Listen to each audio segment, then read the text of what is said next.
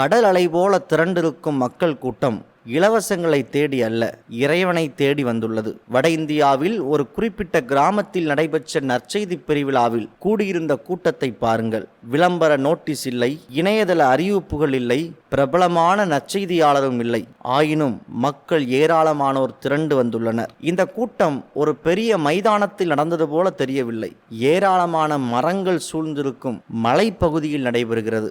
ஆம், இயேசு கிறிஸ்து வண்ண வண்ண விளக்குகள் ஜொலிக்க செயற்கையாக உருவாக்கப்படும் புகை நடுவே வருபவர் அல்ல. உண்மையான நல் மனதோடு கூடி வரும் இடங்களில் அவர் இருக்கிறார், அற்புதங்களை செய்கிறார். இந்த கூட்டத்தை பற்றிய முழுமையான விவரங்கள் நமக்கு கிடைக்கவில்லை என்றாலும் இந்த காணொளி இன்றைய ஊழியர்களுக்கும் ஊழியங்களுக்கும் பெரும் சவாலை தருகிறது.